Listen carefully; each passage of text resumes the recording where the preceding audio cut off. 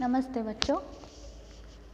मधुआ पाठ में हमने देखा था कि शराबी बालक मधुआ को अपने साथ ले जाकर उसका भूख मिटाता है, उसे मिठाई और पूरी खरीद कर देता है और अपने घर में ही उसे सुलाता है। सुबह शराबी जल्दी उठा और बालक अभी तक सो रहा है। उस समय शराबी बालक के बारे में सोच रहा है कि ये बालक मेरी ज़िंदगी में क्या परिवर्तन करना चाहता है और कौन से काम मुझसे करवाने की प्रतिज्ञा करके आया है, ऐसा वो सोच लेता है। अगर ऐसा हुआ तो मुझे फिर से काम करना पड़ेगा क्या? तो अगर मैं काम नहीं करूँगा तो क्या हो जाएगा? दोनों का पेट कैसे चलेगा? ऐसा सोचता है। तो उसके मन में ये विचार आया कि नहीं, मुझे ऐसा नहीं करना चाहिए। उस बालक की जिम्मेदारी मुझे नहीं चाहिए। उसका पालन पोषण कदापि मैं नहीं करूँगा। वो तो पहले उठ बैठे, उसके बाद मैं उसे यहाँ से भगा दूँगा। तो बालक आगे क्या हुआ देखेंगे। बालक अंगड़ाई ले रहा था। अंगड़ाई लेना देह टूटना अंद्रे मೈ ಮುರಿಯುವುದು, ಎದ್ದು ಕೂತು ಮೈ ಮುರಿಯುವುದು। वह उठ बैठा। शराबी ने कहा, ले उठ, कुछ खा ले, अभी रात का बचा हुआ है और अपनी राह देख। तेरा नाम क्या है रे? तो बालक ने सहज हंसी हंसकर कहा, मधुआ। भला हाथ मुँह भी न धोऊं, खाने लगूं और जाऊंगा कहाँ? बालक उठ बैठा, अंगड़ाई ले रहा था। शराबी ने उससे ऐसा कहा तो रात का कुछ बचा हुआ है, उसे खाकर अपनी राह देख। तुम्हारा नाम क्या है? ऐसा एक साथ प्रश्न पूछता है। तो बालक अपने स्वाभाविक हंसी हंसकर ऐसा कहता है, मेरा नाम मधुआ है और हाथ मुँह धोने बगैर मैं खाना कैसे खा सकता हूँ, और तुम यहाँ से मुझे जाने के बारे में बता रहे हो, मैं कहाँ जाऊँगा? ऐसा पूछ लेता है। तो शराबी के मन में ये विचार आया, उसके मुँह से ऐसा उद्गार निकला कि आह, कहाँ बताओ कि इसे चला जाए। कह दो कि भाड़ में जा। भाड़ में जाना नष्ट होना मतलब मर जाना। किंतु वह आज तक दुख की भट्टी में जलता ही रहा है। वो सोचता है, अगर कहीं तो तुम जाओ, ऐसा मैंने कह दिया तो उसे बहुत दुख होगा, क्योंकि आज तक वो उस ठाकुर के यहाँ काम करते बहुत कष्ट दुख सह चुका है, ऐसा सोचता है। तो वह चुपचाप घर से झल्लाकर सोचता हुआ निकला। झल्लाना मतलब चिढ़ना, गुस्सा करना। ले पाजी, अब यहाँ लौटूंगा ही नहीं, तू ही इस कोठरी में रह। शराबी घर से निकला। जाते समय वो शराबी क्या करता है, उस बालक से कहता है, तुम यहाँ पर रहो, मैं यहाँ लौटूंगा ही नहीं। उसे बहुत गुस्सा आ रहा था। क्यों गुस्सा आ रहा था? क्योंकि ये बालक मिला है, उसके साथ मुझे फिर से घर बारी बनना पड़ेगा, उसकी जिम्मेदारी उठाना पड़ेगा। ये सब बातें उसके मन में हो रही थी। तो वो इसके लिए वो अपने आप पर गुस्सा कर रहा था। गोमती किनारे पहुंचने पर उसे स्मरण हुआ कि, स्मरण मतलब याद हुआ कि वह कितनी ही बातें सोचता आ रहा था, पर कुछ भी सोच ना सका।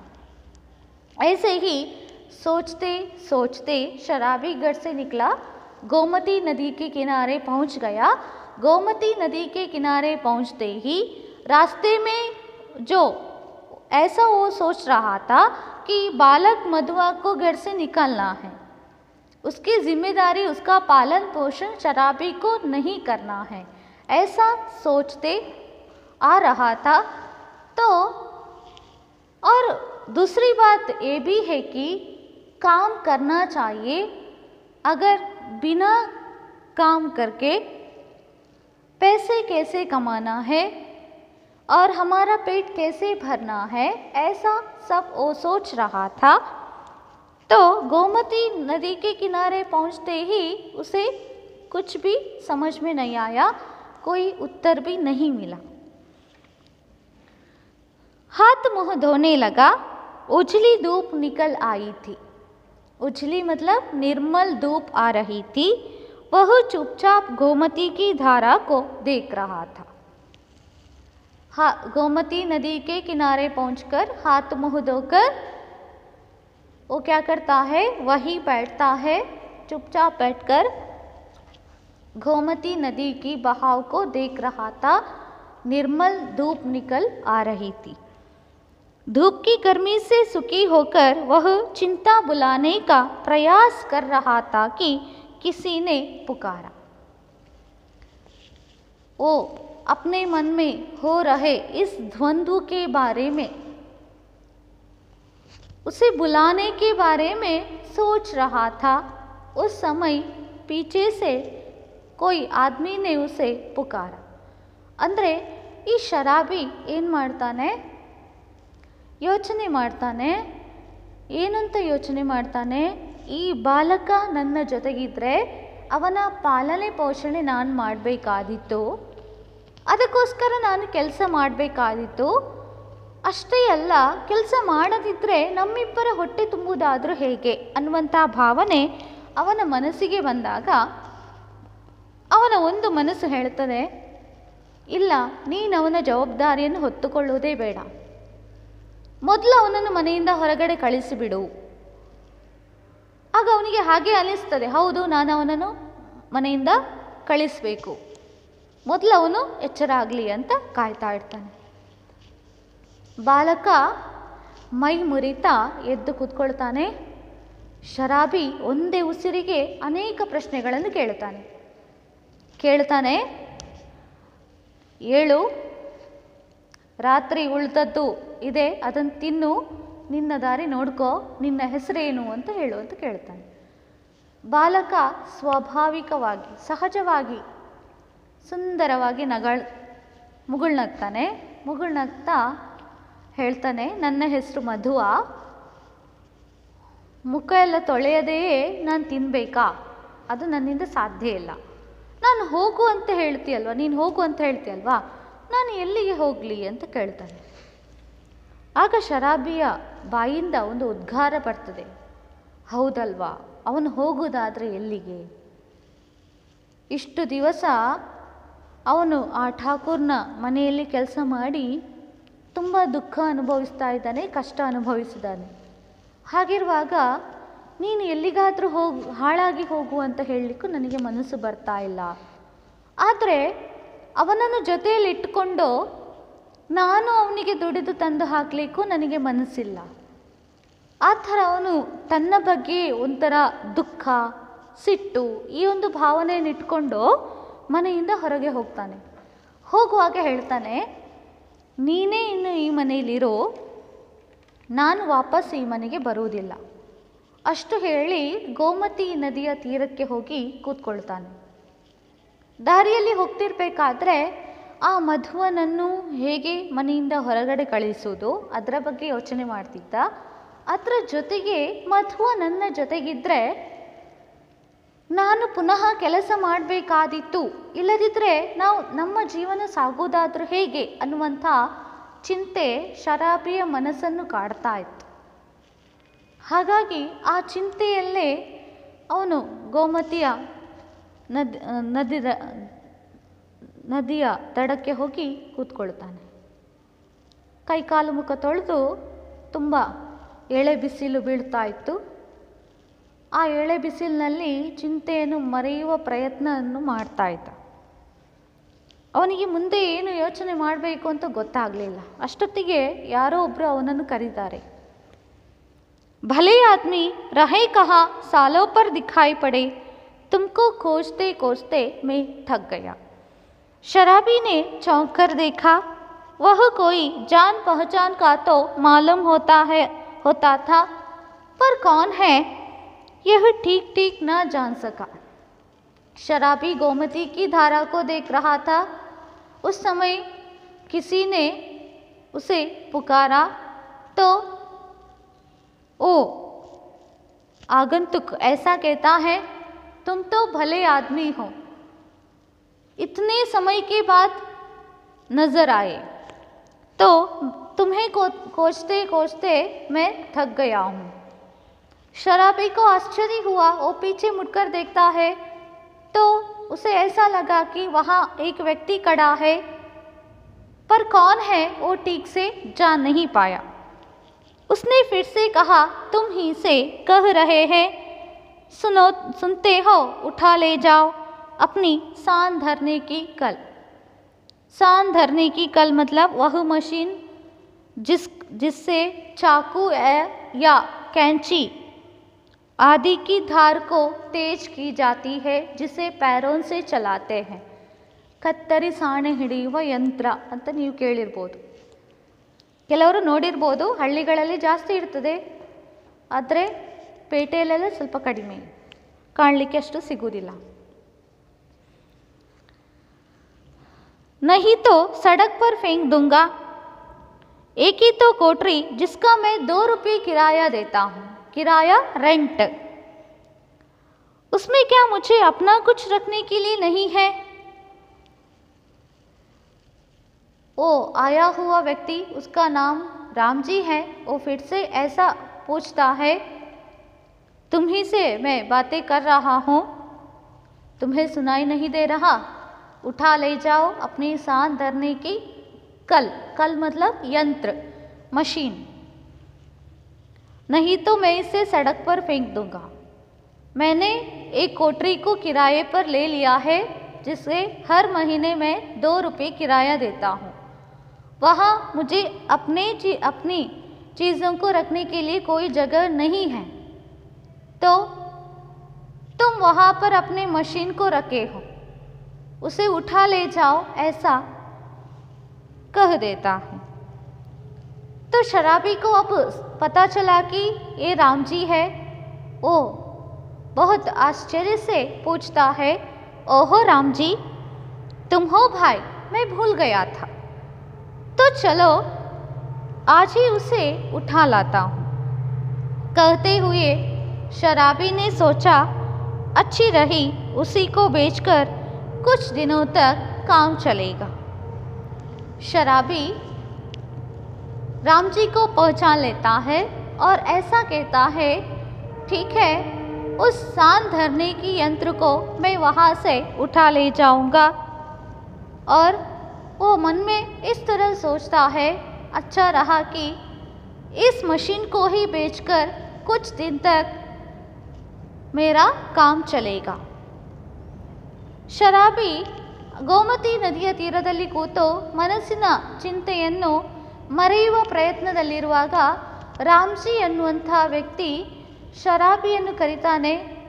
ಅವನು ಹೇಳ್ತಾನೆ, ಎಷ್ಟೋ ದಿವಸಗಳಿಂದ ನಾನು ನಿನ್ನನ್ನು ಹುಡುಕ್ತಾ ಇದ್ದೆ, ಇವತ್ತು ನೀನು ನನ್ನ ಕಣ್ಣಿಗೆ ಬಿದ್ದೆ ಅಂತ ಹೇಳ್ತಾನೆ. ಶರಾಬಿಗೆ ಆಶ್ಚರ್ಯ ಆಯಿತು, ನನ್ನನ್ನು ಹುಡುಕಿಕೊಂಡು ಬಂದವರು ಯಾರು ಅಂತ. ಅವನು ಬೆಚ್ಚಿ ಬಿದ್ದು ಹಿಂತಿರುಗಿ ನೋಡ್ತಾನೆ. ಅಲ್ಲಿ ನಿಂತ ವ್ಯಕ್ತಿ ಅವನ ಗುರುತು ಪರಿಚಯ ಇರುವ ವ್ಯಕ್ತಿಯ ಹಾಗೆ ಕಾಣ್ತಾ ಇದ್ದ. ಆದರೆ ಗೋಮತಿ ನದಿಯ ತೀರದಲ್ಲಿ ಕೂತು ಆ ನೀರಿನ ಹರಿವನ್ನು ನೋಡ್ತಾ ಇದ್ದರಿಂದ ಆ ಬಿಸಿಲಿನ ಝಳಕ್ಕೆ ಅವನಿಗೆ ಸರಿಯಾಗಿ ಆ ವ್ಯಕ್ತಿ ಯಾರು ಅಂತ ಗುರುತಿಸಲಿಕ್ಕೆ ಆಗಲಿಲ್ಲ. ಆ ವ್ಯಕ್ತಿ ಪುನಃ ಹೇಳ್ತಾನೆ, ಏನು ಅಂತ ಹೇಳಿದ್ರೆ, ನಾನು ನಿನ್ನ ಹತ್ರವೇ ಮಾತಾಡ್ತಾ ಇದ್ದೇನೆ ಅಂತ.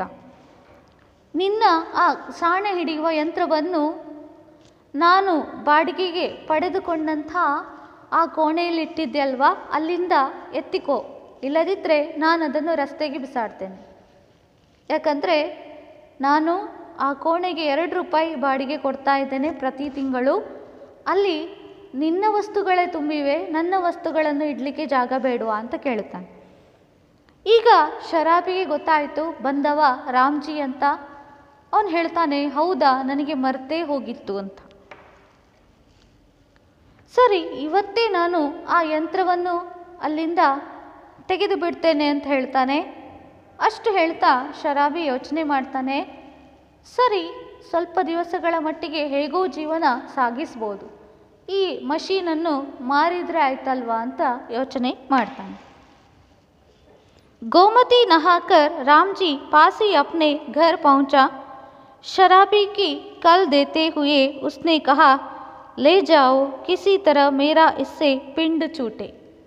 पिंड छूटना मतलब पीछा छुड़ाना, छुटकारा पाना।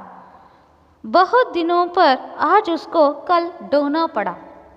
ढोना मतलब बोझ ले चलना। किसी तरह अपनी कोठरी में पहुंचकर उसने देखा कि बालक चुपचाप बैठा है।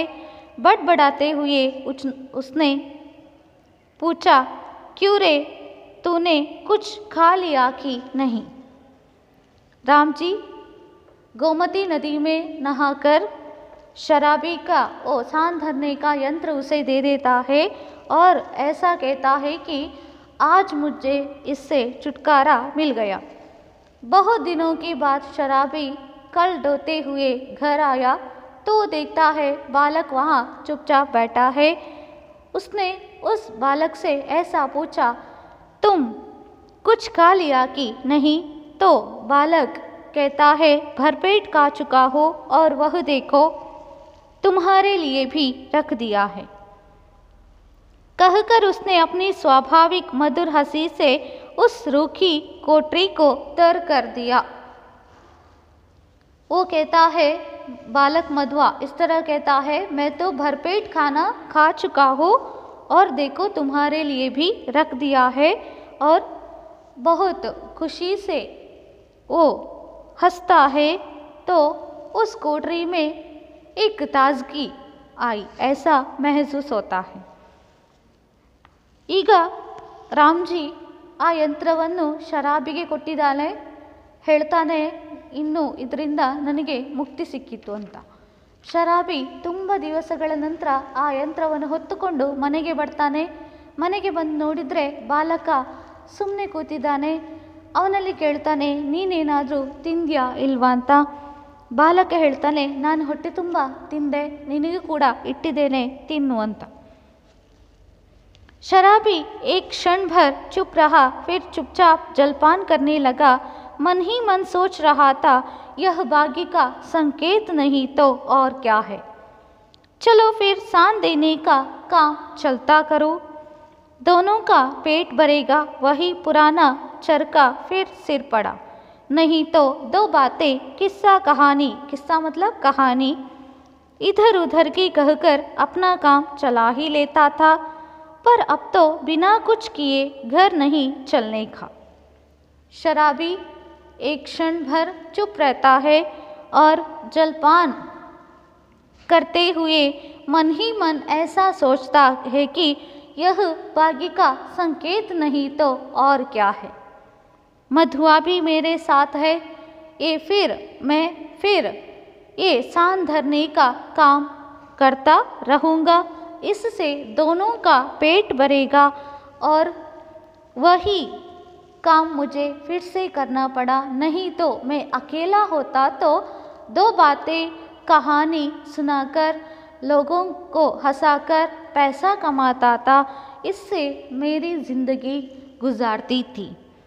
परंतु अब काम किए बिना घर जाने को नहीं है, तो ऐसा हुआ तो भूखा रहना पड़ेगा। जल पीकर बोला, क्यों रे मधुआ, अब तू कहाँ जाएगा? मधुआ से वो पूछता है, तुम अब कहाँ जाओगे? मधुआ ने कहा, कहीं नहीं।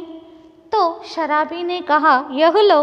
तो फिर क्या यहाँ जमा गड़ी है कि मैं खोद खोद कर तुझे मिठाई खिलाता रहूँगा? जमा मतलब पूंजी, यहाँ पर इतनी संपत्ति पड़ी है क्या, इससे खोद खोद कर मैं तुम्हें मिठाई खिलाऊं, ऐसा पूछ लेता है शराबी। तो मधुआ उत्तर देता है, तब कोई काम करना चाहिए। तो शराबी उससे पूछता है, तुम काम करने के लिए तैयार हो? तो मधुआ कहता है, जो कहो, जो काम करने के लिए कहो दोगे, मैं करने के लिए तैयार हूँ। ಈಗ ಶರಾಬಿ ಯೋಚನೆ ಮಾಡ್ತಾನೆ, ಏನಂತ ಹೇಳಿದ್ರೆ ಈ ಬಾಲಕ ಕೂಡ ನನ್ನ ಜೊತೆಗಿದ್ದಾನೆ, ಇದು ನನ್ನ ಅದೃಷ್ಟದ ಸಂಕೇತವಲ್ಲದೆ ಇನ್ನೇನು. ಇನ್ನು ಮುಂದೆ ಈ ಬಾಲಕನಲ್ಲಿ ನಾನು ಈ ಸಾಣೆ ಹಿಡಿಯುವ ಯಂತ್ರದ ಮೂಲಕ ಕೆಲಸ ಮಾಡಿಸ್ಬೋದು, ಇದರಿಂದ ಇಬ್ಬರ ಹೊಟ್ಟೆ ತುಂಬುತ್ತದೆ. ಮೊದಲಾದರೆ ನಾನೊಬ್ಬನೇ ಇರುವಾಗ ಅಲ್ಲಿ ಇಲ್ಲಿ ಸುತ್ತಾಡಿ ಏನಾದರೂ ಕತೆ ಎಲ್ಲ ಹೇಳ್ತಾ ಜನರನ್ನು ನಗಿಸ್ತಾ ಹಣವನ್ನು ಸಂಪಾದನೆ ಮಾಡ್ತಿದ್ದೆ, ಇದರಿಂದ ನನ್ನ ಜೀವನ ಸಾಗ್ತಾ ಇತ್ತು. ಆದರೆ ಈಗ ಪರಿಸ್ಥಿತಿ ಹಾಗಿಲ್ಲ, ಕೆಲಸ ಮಾಡದೆ ಮನೆಗೆ ಹೋಗುವ ಹಾಗಿಲ್ಲ, ನಮ್ಮಿಬ್ಬರ ಹೊಟ್ಟೆ ತುಂಬಬೇಕಾದ್ರೆ ಕೆಲಸ ಮಾಡಲೇಬೇಕು, ಇಲ್ಲದಿದ್ದರೆ ಉಪವಾಸ ಬೀಳಬೇಕಾದೀತು ಅಂತ ಯೋಚನೆ ಮಾಡ್ತಾ ಮಧುವನಲ್ಲಿ ಕೇಳ್ತಾನೆ, ನೀನೀಗ ಎಲ್ಲಿಗೆ ಹೋಗಬೇಕಂತಿದ್ದಿ? ಮಧುವ ಹೇಳ್ತಾನೆ, ನಾನೆಲ್ಲಿಗೂ ಹೋಗೋದಿಲ್ಲ ಅಂತ. ಆಗ ಶರಾಬಿ ಹೇಳ್ತಾನೆ, ಇಲ್ಲೇನು ನಾನು ಸಂಪತ್ತನ್ನು ಹೂತಿಟ್ಟಿದ್ದೇನಾ? ನಿನಗೆ ಬೇಕಾದಾಗ ಅಗೆದು ಕೊಟ್ಟು ಅದರಿಂದ ನಿನಗೆ ಮಿಠಾಯಿ ತಿನ್ನಿಸ್ಲಿಕ್ಕೆ ಅಂತ ಕೇಳ್ತಾನೆ.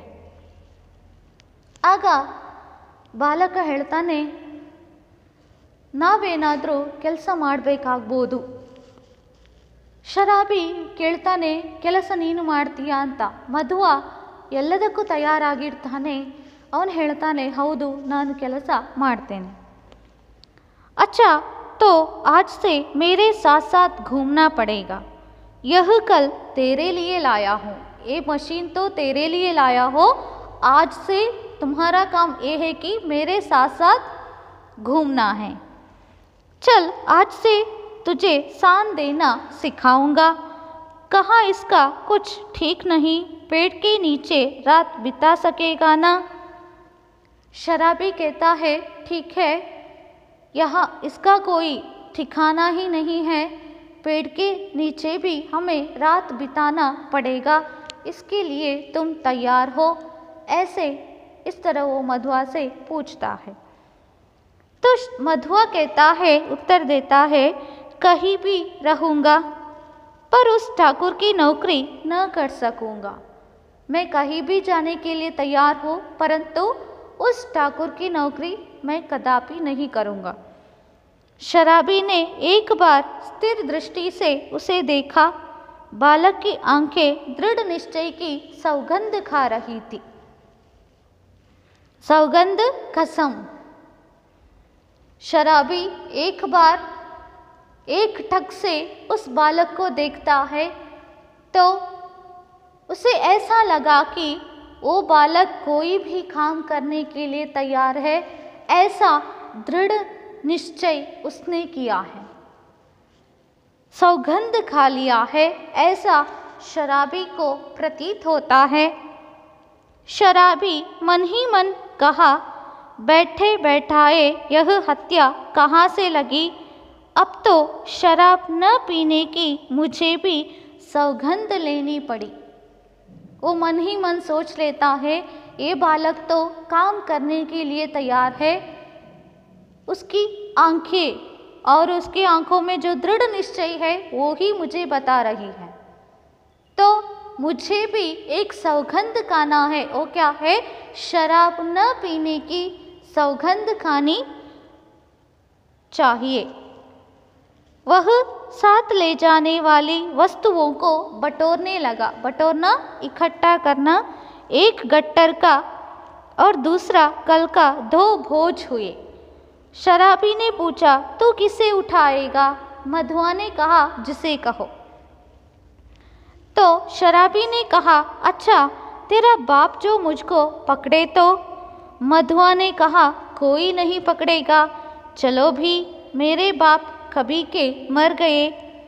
शराबी आश्चर्य से उसका मुंह देखता हुआ कल उठाकर खड़ा हो गया। बालक ने गटरी ला दी। दोनों कोठरी छोड़कर चल पड़े। शराबी भी शराब न पीने का कसम खाता है और दोनों उस कोठरी को छोड़कर नए जिंदगी की राह में निकल पड़ते हैं। और शराबी को ये मधुआ नेक इंसान बना देता है, मजदूरी व्यक्ति बना देता है। तो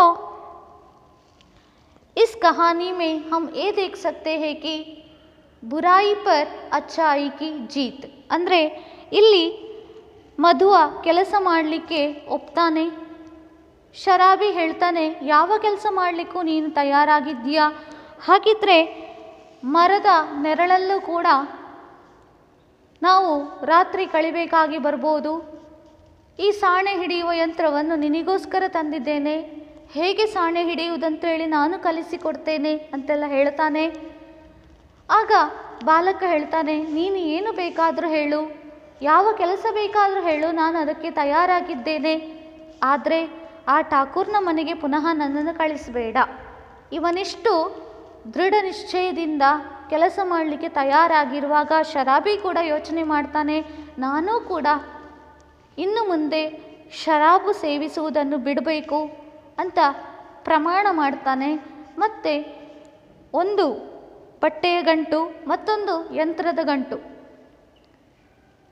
ಶರಾಬಿ ಬಾಲಕನಲ್ಲಿ ಕೇಳ್ತಾನೆ, ಯಾವ ಗಂಟನ್ನು ನೀನು ಎತ್ತಿಕೊಳ್ಳುತ್ತೀಯಂತ, ಯಂತ್ರದ ಗಂಟನ್ನು ನಿನ್ನಲ್ಲಿ ಹೊರಿಸಿದ್ರೆ ನಿನ್ನ ತಂದೆ ನನಗೆ ಹೊಡಿಬೋದಲ್ವಾ.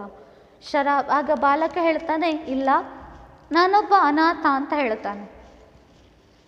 ಅವನ ಮೇಲೆ ಮೊದಲಿಗಿಂತ ಇನ್ನಷ್ಟು ಅಭಿಮಾನ ಶರಾಬಿಗೆ ಹೆಚ್ಚಾಯಿತು. ಶರಾಬಿಯ ಜೀವನದಲ್ಲಿ ಮಧುವ ಮಹತ್ತರವಾದ ಪಾತ್ರವನ್ನು ನಿಭಾಯಿಸ್ತಾನೆ. ಅವನ ಮನ ಪರಿವರ್ತನೆ ಮಾಡ್ತಾನೆ, ಅವನನ್ನು ಒಬ್ಬ ಶ್ರಮಿಕನನ್ನಾಗಿ ಮಾಡ್ತಾನೆ. ಇದಿಷ್ಟು ಈ ಕಥೆಯ ಸಾರ. Thank you.